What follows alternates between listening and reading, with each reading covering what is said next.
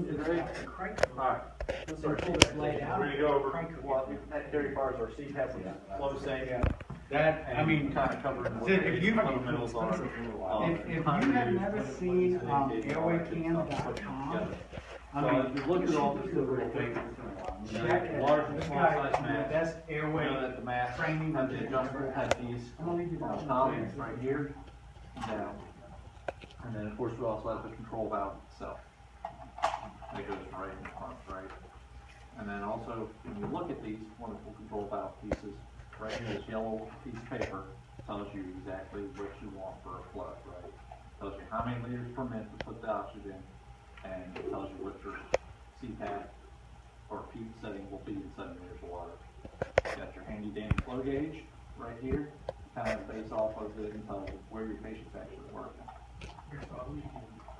One of the neat things we picked up and learned over one of the classes we've recently taken was, what does it actually feel like for a patient on CPAP? How hard do they have to work to push back?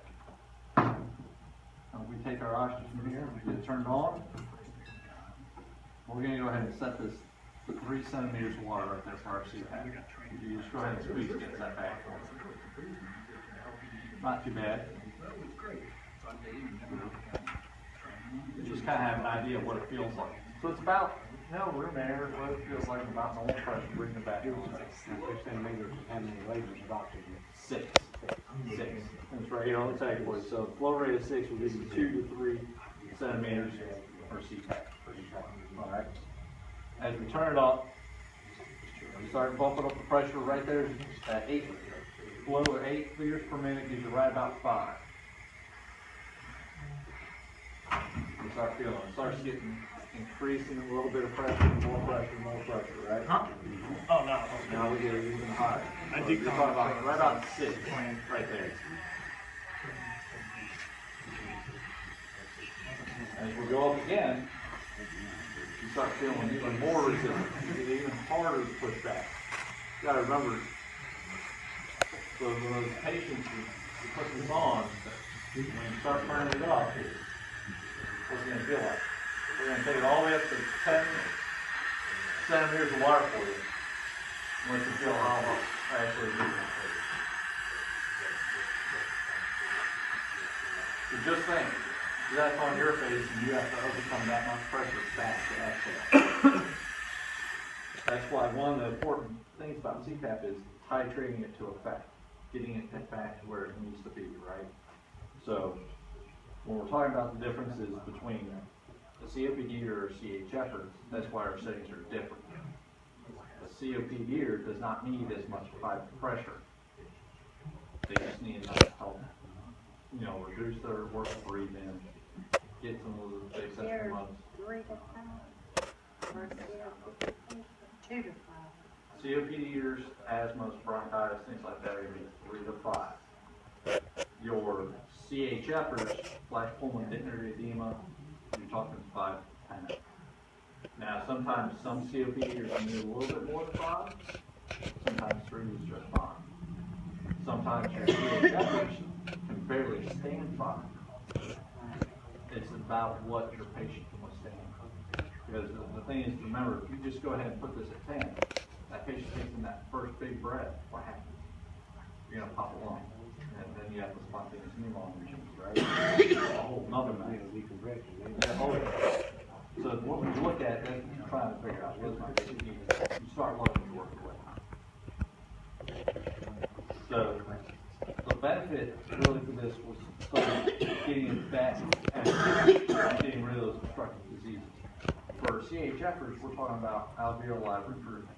The big important part about alveoli recruitment is in a CHFer, your lungs are collapsed like this right here, right?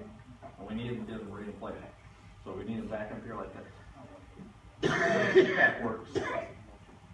Each good breath that the CHFer takes increases more and more and more alveoli recruitment. So the more you can do that by working with your patient, those are the patients you really got to work with. Make them get that mouth breath thing. So you got to get them open that mouth and taking that good breath. Now they're taking 5, 6, and more and more and more. Because each time they do it, you're getting more and more and more alveoli reopened One of the videos we recently saw during the transition course showed a set of cadaver lamps that were fully collapsed. And they had set up a CPAP demonstration of it, and it shows the lungs being reinflated completely within 5 breaths, which is pretty impressive. Being fully collapsed and being fully reinflated again in a short period of time with a lot of good compliance, you know, but that's working with the patient. So if they're amped up and anxious and nervous and all that, the other things you want to look for is why not give them a little bit of a calm them down, right? Give them to be a little bit more compliant with your course of treatment. The more compliant they are, the better they're going to accept it, the better the outcome. So, the next important thing is, right, we go back to our COPD years, asthma, and that. They have bronchitis, right? They have the bronchial restriction, whatever you might need for it. Do they need some albuterol, lactic vent, they need to do a never running lung? How do you want to hook that up? You got this, and you put your urinab in here. Yep. Okay, and this only hooks up one way. You want to put that in there, and then you want to put this on here. All right. And then you never take this out. You just, once it finishes, you never take it out. Okay. Because if you do this, then you're breaking your seal, and you just make your patient go down. Yep. So never disassemble this once you've got it together and giving them that nib treatment. Now, here's a good question for you, bud. On these particular ones, your pressure regulator is here, right? Mm-hmm. You set your neb treatment to your pressure, 6 to 10 liters a minute. You're flowing CPAP at about 3 centimeters of water, so that means that's 6 liters per minute. Mm-hmm. Does the flow rate here on your nebulizer affect your pressure on those particular units? It could if you put too much here, I would say, because you're making that big mist, and then this may not be able to push through there. So you need to regulate them both together. Does it make this have more pressure back here? No. No? There's no pressure difference in here. All your pressure is controlled through this little check valve and the spring right here in this particular unit. So, when you set your pressure here, you can blow this at 25 liters per minute. You don't have to. Yeah, and that part makes a good mist, usually about 8 liters. But it's not going to affect your pressure. No. And it doesn't affect anything going into your patient. No. All this does is reduces the work of that patient's breathing. So if they got all that accessory muscle use going on, that's the #1 goal of CPAP, is to reduce that effort. Better that you can get the medicine in, get oxygen exchange for, start relaxing some of those bronchioles and things like that are all pent up and restricted, the better off you're going to be. Now, here's the next good question. What else do you need to be measuring on these respiratory patients? You need to know what? Entitlement. Where's it going to go in this whole big conglomerate mess? Is it going to go here? Is it going to go on the face? Where's it going to go? If you're using a nasal, but there's no way, once you put this mask on, you're not going to break that seal with that nasal on. Okay. Then I would say that it goes probably right here. Show me. Please. There's one there, and there's one right there, bud. Okay. So if you, this would be assembled at the same time that you assemble everything else. All right. That's about where it goes. It only goes in line one way. All these pieces only fit one way. So it's like a puzzle, you gotta put it together. Sometimes under stress we forget where everything's all mashed up, but they will. Now what else is important to remember about your side string sampling, your capnography? It's right here, right? So you got your pressure, set somewhere between 3 to 5 for your COPD. Got your medicine running, but their mouth is clear back here at this mask. So they got to overcome an off gas, that CO2, to here, right? Mm-hmm. And I'm guilty, and everybody's worked with me to tell you, I've done this the same way. But it's the last effort. It's something you kind of forget about. And I'm guilty of it as everybody else. Your sample here will not be as strong as your nasal sample. The reason being is you're having a lot of extra mixture of your duodenum, the oxygen, your samples being, skewed because it's not able to pick it up all the way. Plus it has to feed that O2 sample, or that CO2 sample, all the way down this tubing, all the way back to the monitor. You know, just 10 feet away sometimes what it feels like. So you're saying it's best to go ahead, before you put this on, go ahead and put the nasal CO2 on them real quick before you, and then put that on them. Okay. Exactly. So this one right here is always gonna give you a more accurate sample. So it's closer to the mouth, right where the source of the off gas is. Well, That makes sense. You're not gonna have a skewed number like you're gonna have here. no, but it's not gonna affect the seal on the mask. No. Because the important like thing an to remember- cannula, it's gonna come under here, and that's gonna go here. Yep. So it should affect it. So when we bring up the point of actually applying the CPAP mask, so did you grab me the dummy right there? Glad you recommended you said that. This dummy? The head dummy would be fine for him. You wanna pull him out?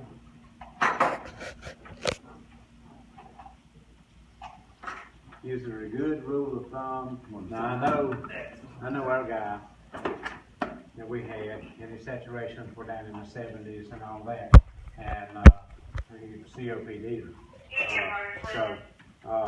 You know, you recognize quickly that we need to get the CPAP. Is there kind of a guideline of when your sensitive patients start with, or with COPD, or if the saturation was 84%, and he's not really having that much trouble breathing, but He's having some trouble. he's having a lot of trouble. The big thing for COPD is a decreased SpO2 reading, an increase in CO2, work of breathing. So if they're struggling to breathe, if they look to almost that point of where they're almost ready to be intubated, you might be able to stop them from being intubated with one of these. And that's key with CPAP, is to stop them from reaching that point. Because what happens once you intubate that respiratory patient? You increase their odds of death. I mean, it takes longer and longer and longer for them to be weaned off of the track. With this, you get the benefits of adding pressure to their respiratory system, but you don't have as much of the downfall risks of it. So it actually shows you good benefit there. But when you go to put this on the patient, right, and you ask, well, what are we going to do? How are we going to get the seal? Well, so we got your nasal capnography, right? It's going to go in the nose, go up around the ears, got cinched down there at the bottom with everything tangled on us, as usual. You know how it goes in EMS in the back of the truck flying at 60 miles an hour. Get a cut on his lung. Thank you, Gary. Here's the good point about this. When you go to slip the little neck or the backside of the head, right? You get that good seal. You pull us down over the backside of the head. Yeah. Bring this up through.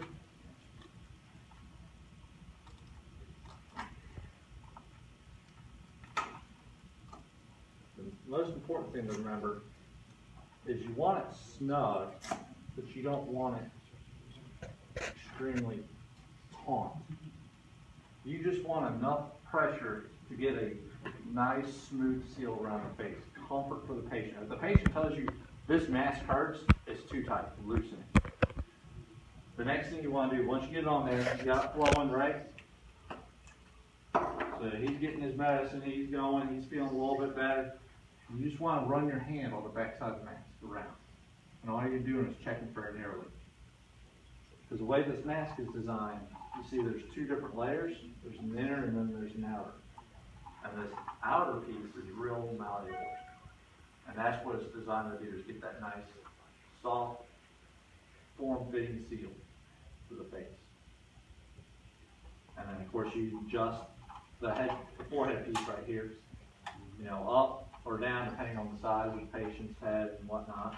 And then, you know, we only carry two sizes. It's not snug enough, you can feel it. Yeah, if it's not snug enough, it's loose, it's dangling around all over the place. You can Yeah. hear it actually. Yeah, you can't. Yeah, you'll hear it on the backside, and then that's when you need to adjust it. So if it was doing that, then you adjust it. But this, right here, when Gary asked, will you get a leak? If you see it on the face properly, no, you will not get a leak. It'll be exactly where it needs to be. So, and that's all you're doing is, if you just use the backside of your hand and you hear it whistling or making a lot of noise, it's usually not tightening up. Yep. And then you can either, usually, that'll adjust down, or adjust up. You don't want it cramming on the patient's face down low, so you want to adjust it to what's comfortable for that patient. Just to get it up. That's all there is to it. You guys have any questions over CPAP? It goes on, what we're gonna put in line next. Well, this one, I have a question. I know this plugged into the monitor, and it's been so long since I've seen it plugged into a monitor. I need, if I've got one, need a monitor in order to Alright. show us about that. Rich, you have your monitor with you? Yeah, That one but won't work. that's the Life iPad. pack. Yeah, this is the life pack. The nasal one right here. And that's plugged in a little pop box in the side. Exactly, that's all it is. Yeah. And then, so that little white box on the side, with all the PD electrodes and the PD pulse oxes and all that, goes in that back box.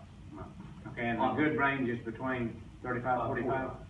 Right, yep. That's, Okay. that's the normal value, is 35 to 45 is the off gas. But it also gives you a direct respiratory rate. It tells you exactly how fast The the monitor patient's will breathing. show you Yeah. how fast.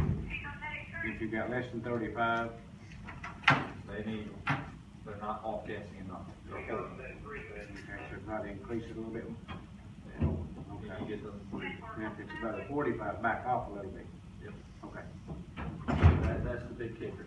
Rich's monitor's right, or one of the spares are right there, so when you plug it in, Yeah.